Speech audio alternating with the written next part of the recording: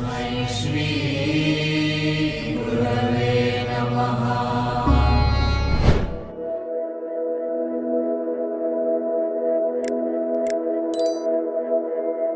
ये कब सीखेंगे कि मैं अपने विचारों को कैसे संभालूं, मैं अपनी भावनाओं को कैसे संभालूं? हम आपको साधन देंगे कि इस मशीन को कैसे समझा जाए।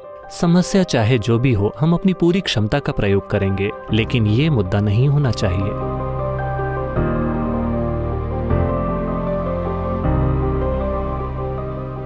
जीवन में ऐसे कई मौके आते हैं जहां हमें लगता है कि हम उदास हैं, हम अकेले हैं और हर कोई हमारे खिलाफ है। कोई भी नहीं जो हमारा मार्गदर्शन करे या हमसे बात करे। तो उस समय हमें इसे कैसे संभालना चाहिए या इससे कैसे निपटना चाहिए? देखिए, ये एक दुर्भाग्यपूर्ण स्थिति है जिसमें ढेर सारे लोग हैं।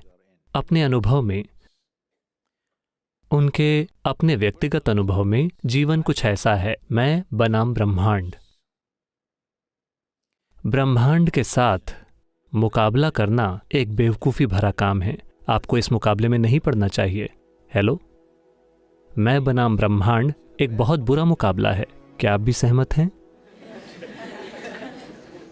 तो योग इसीलिए है। योग का मतलब अपने शरीर को मोड़ना और मरोड़ना नहीं होता। योग शब्द का अर्थ है एक हो जाना। अभी ये मैं बनाम ब्रह्मांड है, ये सिर्फ आपकी मानसिक स्थिति है, ये सच्चाई नहीं है। जब आप बिल्कुल अकेला महसूस करते हैं, क्या आप फिर भी सांस ले रहे हैं? तो आप दुनिया के साथ लेन देन कर रहे हैं, है ना? आपकी बस अपने आसपास के लोगों से नहीं पटती, लेकिन वातावरण से आपको कोई दिक्कत नहीं है, भोजन से कोई दिक्कत नहीं है, अगर उसका स्वाद अच्छा हो तो पानी से कोई दिक्कत नहीं है। आप दुनिया के साथ लेन देन कर रहे हैं, है ना? आपका अस्तित्व लगातार ब्रह्मांड के साथ जुड़ा हुआ है, लेकिन आपका मन ब्रह्मांड के खिलाफ हो जाता है। अगर आप ऐसी मानसिक स्थिति बनाते हैं कि आप ब्रह्मांड के खिलाफ हैं या आप ब्रह्मांड या सृष्टि के साथ मुकाबले में हैं, तो जाहिर है कि आप छोटी छोटी बातों पर कुचला हुआ महसूस करेंगे। छोटी छोटी चीजें आपको कुचल देंगी। जब मैं कहता हूं छोटी चीजें, शायद आप अपनी परीक्षा में फेल हो गए, शायद आपको इस यूनिवर्सिटी से निकाल दिया गया, शायद आपको नौकरी से निकाल दिया गया, शायद किसी ने आपको धोखा दे दिया, शायद ऐसा कुछ और हुआ। ये सब जीवन और मृत्यु के बीच की छोटी छोटी चीजें हैं, क्योंकि आप यहां खाली हाथ आए थे, है ना? जब आप मरेंगे तो आपके लिए कोई कंटेनर सर्विस नहीं होगी, आप खाली हाथ मरेंगे। इसके बावजूद ज्यादातर लोगों ने अपने घरों को गोदाम बना लिया है। ज्यादातर लोग अपने सिर पर इतना बड़ा बोझ ढो रहे हैं मानो वो पूरे ब्रह्मांड को अपने सिर पर ढो रहे हों। ये उनकी अपनी मानसिक परिस्थिति है। आप अपने विचारों और भावनाओं की ही बात कर रहे हैं, है ना? आप ये कब सीखेंगे कि अपने विचारों और भावनाओं को कैसे संभालना है? इनके नहीं, इनके नहीं, इनके नहीं, आपके। आप ये कब सीखेंगे कि मैं अपने विचारों और भावनाओं को कैसे संभालूं अपने जीवन के अंत में? जीवन के साथ असल में बस यही एक समस्या है। ज्यादातर इंसानों ने खुद को कुछ ज्यादा ही गंभीरता से ले लिया है। उन्हें समझ नहीं आता कि आपने कंप्यूटर स्क्रीन पर वो पॉपअप देखे हैं? आप इस ग्रह पर एक पॉपअप हैं। आप 2 सेकंड के लिए पॉपअप होते हैं और पॉप आउट हो जाते हैं। नहीं नहीं, आपको देखना चाहिए। आपकी और मेरी तरह के अनगिनत लोग इस धरती पर चले हैं। वो भी बड़े लोग थे। वो कहाँ हैं? सब सतह की मिट्टी बन गए। बन गए कि नहीं? जब तक कि आपके दोस्तों ने आपको बहुत गहरा न दफनाया हो, इस डर से कि शायद आप फिर से उठ खड़े हों। कुछ ऐसी घटनाएं हुई हैं, है ना? या शायद आप स्वर्ग जाने की योजना बना रहे हों। हेलो, जो भी इंसान जो किसी ऐसी जगह की बात करता है, इस जगह के अलावा कोई और जगह जो इससे बेहतर है, यह मानवता के खिलाफ एक अपराध है। मेरा मूलभूत काम है सभी स्वर्गों को नष्ट करना, ताकि लोग यहां अच्छे से रहना सीखें। वे सभी बेवकूफ जिन्होंने खुद को नरक बना रखा है, वो स्वर्ग जाना चाहते हैं। उन्होंने इस जगह को खराब कर दिया और अब वो स्वर्ग जाना चाहते हैं। मैं आपसे पूछ रहा हूं, क्या आपके पास कोई सबूत है? क्या आपके पास कोई सबूत है कि आप पहले से ही स्वर्ग में नहीं हैं और इसे खराब कर रहे हैं?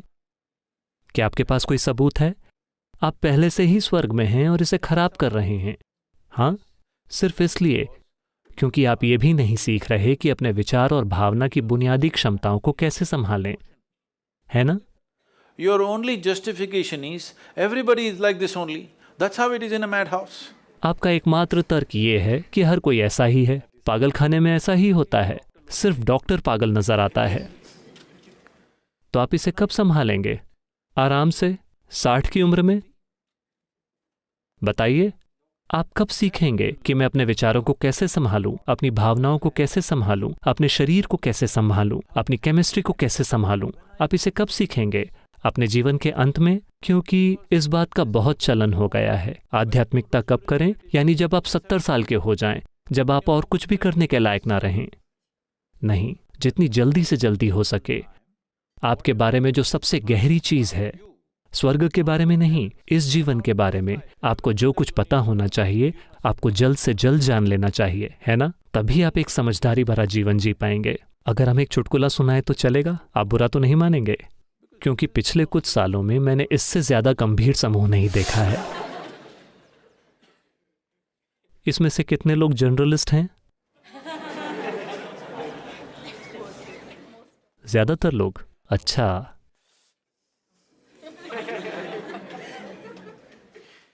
ऐसा हुआ, शंकरन पिल्लई जब वो पेरिस में थे, उन्होंने एक फ्रेंच महिला से शादी की। एक दिन उनकी सालगिरह थी, पहली सालगिरह। तो उनकी पत्नी ने कई दोस्तों को आमंत्रित किया और वो सब कुछ वाकई ताज़ा बनाना चाहती थी, हर चीज़ फ्रेश। तो सुबह से वो उन्हें इस बाजार से उस बाजार में घुमा रही थी। वो ताज़ा सब्जियां, ताज़ा मांस, ताज़ा चिकन, ये वो सब कुछ लेकर आए। फिर शाम को पत्नी ने कहा, क्योंकि फ्रेंच लोग घोंघों का एक एपेटाइजर खाते हैं, पत्नी ने कहा समुद्र पर जाओ और कुछ ताज़ा घोंघे लेकर आओ और मैं सभी दोस्तों के लिए एक एपेटाइजर बनाऊंगी। तो शंकरन पिल्लई समुद्र तट पर गए और वो सभी घोंघों को उठाकर उन्हें बाल्टी में डाल रहे थे। फिर उन्हें एक पुराना दोस्त मिला, एक भारतीय दोस्त। वो बहुत खुश हो गए और वो अपने पुराने समय के बारे में बातें कर रहे थे। शंकरन पिल्लई भूल गए कि वो शादीशुदा हैं।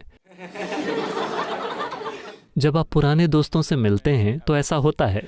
और दोनों एक बार में गए और उन्होंने कुछ पैक पिए और वो भूल ही गए।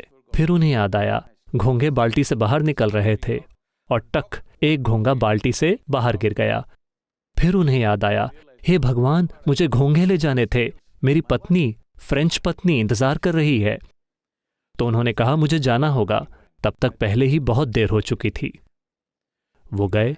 वो जानते थे कि ये खुशनुमा नहीं होगा। तो वो घर पर गए और जमीन पर सारे घोंघे बिखेर दिए, बाल्टी फेंक दी और उन्होंने जाकर दरवाजा खटखटाया। फ्रेंच पत्नी गुस्से में बाहर आई।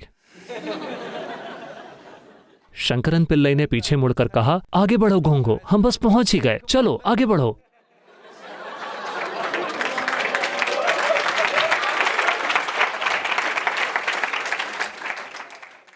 तो आप कब अपने घोंघों को उठाएंगे और उन्हें बाल्टी में डालकर उन्हें ठीक करेंगे?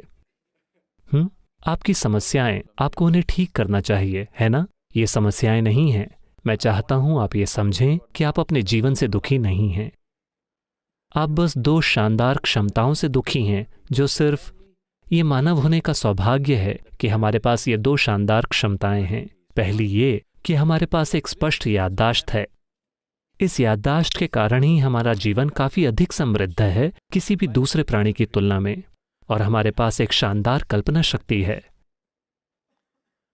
अभी आप इसी से दुखी हैं। 10 साल पहले जो हुआ था, आप अभी भी उससे दुखी हो सकते हैं। क्यों? आप जीवन से दुखी हैं या याददाश्त से? हेलो? याददाश्त से। परसों शायद जो हो, आप पहले ही उससे दुखी हैं। आप जीवन से दुखी हैं या कल्पना से? आपके पास जो 2 सबसे शानदार क्षमताएं हैं, आप उनसे दुखी हैं। तो आप क्या मांग रहे हैं? आप एक बार फिर से एक केंचुआ बनना चाहते हैं। केंचुआ एक बहुत ही इको फ्रेंडली प्राणी है, मुझे उससे कोई शिकायत नहीं है।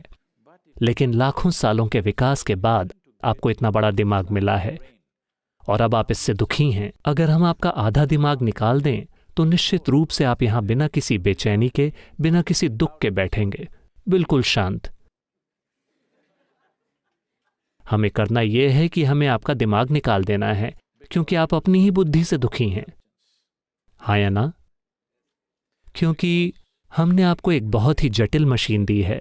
आपने यूजर्स मैनुअल को पढ़ने की तकलीफ भी नहीं उठाई है। आप बस इसे जैसे तैसे चलाना चाहते हैं।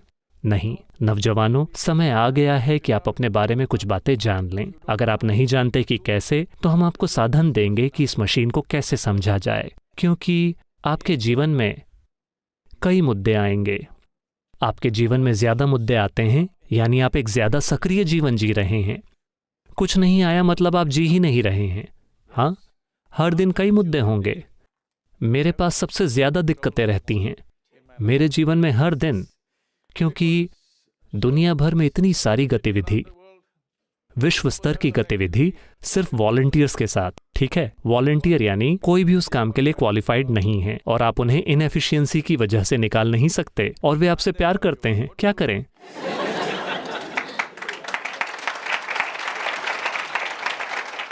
ये एक बात आपको पक्की करनी चाहिए कि आपके जीवन में आप खुद मुद्दा नहीं हैं। ठीक है, समस्या चाहे जो भी हो, हम अपनी पूरी क्षमता का प्रयोग करेंगे, लेकिन ये मुद्दा नहीं होना चाहिए।